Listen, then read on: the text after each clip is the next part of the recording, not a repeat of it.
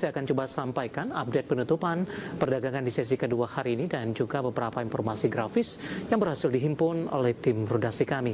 Dan pemirsa, di penutupan perdagangan di sesi kedua hari ini, indeks harga saham gabungan masih mampu bertahan di zona hijau di tengah penguatan terpangkas hari ini. Ditutup menguat di 0,87% di level 5.744,556, di mana secara intraday hari ini dibuka di zona hijau pada pagi tadi di 5.709,842 dan sempat menyentuh ke intraday tertinggi hari ini di 5.806,715 dan level ini merupakan level kebangkitan dari indeks harga saham gabungan di mana dalam sepekan terakhir sempat melemah ke 5.600-an pemirsa.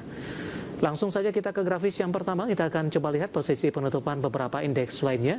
Di tengah indeks harga saham gabungan bertahan menguat di zona hijau.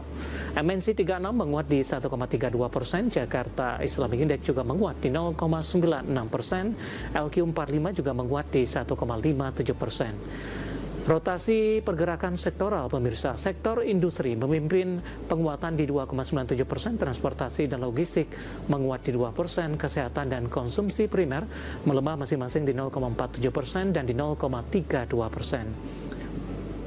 Grafis selanjutnya, saham-saham yang masuk ke dalam deretan top gainers didominasi oleh saham perbankan dan juga saham-saham konglomerasi. BBCA menguat ke 5.800, TPIA, BMRI, dan BRPT.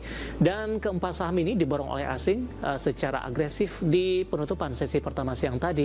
Nilai transaksi dapat Anda saksikan di grafis layar televisi Anda. Top loser ada DSSA, Brand, Ratu, dan KLBF. DSSA masih bertahan di 805 Brand setelah menguat signifikan di sesi pertama menopang IHSG, berbalik melemah ke 3250 Ratu. Hari ini koreksi setelah naik signifikan bersama Raja di perdagangan sesi sebelumnya dan KLBF tertekan di 745. Updatean penutupan perdagangan di sesi kedua hari ini dan semoga bisa menjadi referensi untuk Anda terutama dalam menghadapi perdagangan di hari berikutnya jelang libur akhir pekan. Terima kasih untuk Anda yang masih bergabung bersama dengan kami dan di segmen ini kita akan review jalannya perdagangan hari ini. Masih melanjutkan penguatan tapi secara intraday laju penguatan lebih terbatas jelang penutupan di perdagangan sesi kedua hari ini. Dan kami ingatkan kembali Anda masih bisa berpartisipasi di WhatsApp interaktif di 0851 di 78104976 seperti yang tertera di layar televisi Anda nantinya. Dan saat ini kami sudah terhubung melalui Zoom bersama dengan Bapak Rio Rizaldi yang merupakan founder dari Galeri Saham. Kita akan langsung sapa saja. Pak Rio, selamat sore. Apa kabar, Pak? Sore, Pak David. Kabar baik, Pak. Terima kasih, Pak Rio, sudah meluangkan waktu di IDA Channel. Pak Rio, langsung saja dari sisi teknikal, tampaknya hari ini indeks harga saham gabungan masih melanjutkan penguatan ketika di perdagangan hari sebelumnya juga menguat tipis saja untuk di atas 1% dan hari ini juga kondisinya sama, Pak. Bagaimana review teknikal Anda? Sudah mampu memperbaiki ke level terendah dalam beberapa bulan terakhir, kemudian hari ini belum mampu bertahan di atas level 5.800-an. Iya, Pak. Jadi sebenarnya kalau kita melihat, ini ada level yang cukup unik yang terdapat pada IHSG, Pak, yaitu level 6.100. Jadi kalau kita lihat historis grafik IHSG, yang menarik adalah level 6.100 itu adalah level yang menjadi support kuat ataupun menjadi resist kuat itu dari sejak tahun 2017.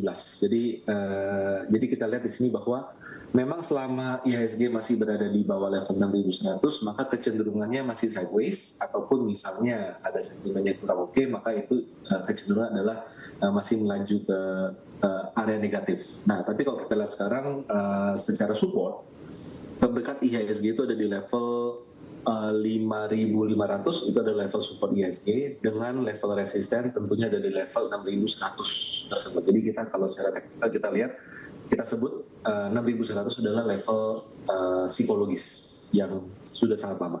Nah, jadi pada dasarnya dengan perkembangan yang ada sekarang, kita bisa expect range pergerakan IHSG di kisaran support 5.500 dengan level resisten di 6.100. Semakin IHSG bisa bergerak sideways di area mendekati 6.100, kita bisa asumsikan bahwa bottom itu sudah terbentuk dan mungkin bearish is over. Tapi selama IHSG masih di bawah 6.000 pada dasarnya kita masih anggap belum ada fondasi yang kuat bagi IHSG untuk mengalami penguatan kembali. Baik, dengan posisi indeks harga saham gabungan yang kembali mengalami koreksi dalam, meskipun dalam beberapa hari terakhir indeks harga saham gabungan mencoba untuk bangkit, Pak. Dari pandangan Anda sendiri, Pak Rio, untuk semester 2, ini bagaimana prospeknya? Adakah juga melakukan pemangkasan dari sisi target yang sudah ditetapkan sebelumnya, di tengah dari laju indeks harga saham gabungan masih cukup tertahan, Pak? Ya, pada dasarnya dengan segala dinamika yang ada di semester 1 ini, memang target IHSG memang pasti akan direvisi, Pak ya, terevisi. Jika di awal tahun kita expect indeks itu bisa di atas 10.000, maka akhir tahun ini mungkin kembali ke level 9.000 itu udah bagus gitu di sana.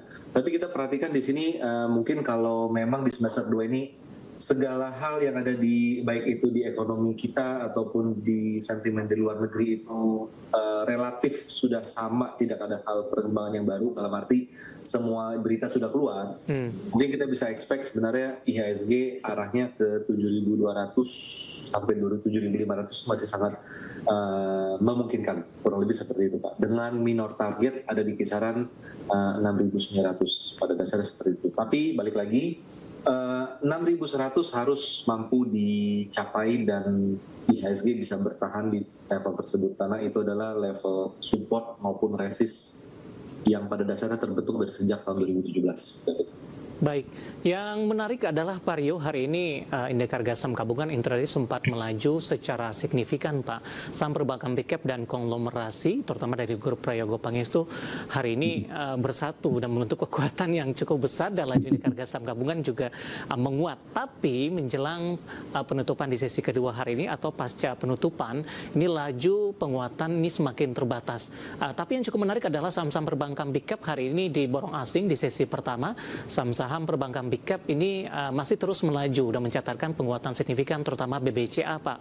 Namun di konglomerasi saham big capnya Brand yang tadi menopang di sesi pertama justru berbalik ke zona merah, sehingga laju dari indeks harga saham gabungan semakin terbatas untuk dari sisi penguatan. Bagaimana Anda melihat posisi ini, dan di tengah juga nilai transaksi masih minim, Pak? Ya, pada dasarnya kalau bicara tentang transaksi dulu tuh ya, masih minim. Kenapa? Karena memang pelaku pasar banyak yang wait and see. Wait and see dalam arti dua hal sih. Wait and see karena nyangkut mungkin, atau wait and see karena menunggu kepastian arah kebijakan maupun, jadi memang polanya sekarang seperti itu. Jadi pada dasarnya itu yang so far yang terjadi sepanjang seminggu terakhir ini. Baik, berlaku juga tidak, Pak, untuk perbankan big cap? Perbankan big cap juga sih, harusnya juga sama. Pelaku pasar akan cenderung lebih untuk short term horizon daripada untuk simpan agak lama, Pak, saat ini. Baik, Anda melihat di sini pola pergerakan, kemudian juga pengaruh dari asing. Apakah asing benar-benar keluar dari pasar Indonesia, atau mereka wait and see juga dulu, kemudian memanfaatkan momentum-momentum di tengah penurunan, kemudian masuk, kemudian melakukan profit taking lagi, terhitung cuma aktivitas perdagangan dalam harian saja, Pak? Ya, kalau kita lihat asing memang keluar. Jadi kalau kita lihat misalnya bursa saham terkoreksi tapi ternyata obligasinya stabil, bursa saham terkoreksi tapi rupiahnya stabil, itu jadi artinya uang tuh masih diam di negara kita. Tapi kalau misalnya rupiah itu melemah, US dollar menguat, artinya memang ada capital outflow, kurang lebih seperti itu. Dan kalau kita melihat kondisi di mana dolar dari 17.500 sekarang sudah hampir mendekati 18.000 lagi, jadi memang kelihatannya masih ada outflow, Pak, untuk agregat ya dari Indonesia, gitu, Pak. Baik, menarik Pak Rio, kita akan jeda terlebih dahulu, nanti kita akan coba lihat saham-saham pilihan apa saja yang masih Anda rekomendasikan. Kita akan jeda terlebih dahulu Pak Rio, dan pemirsa kami akan segera kembali sesaat lagi.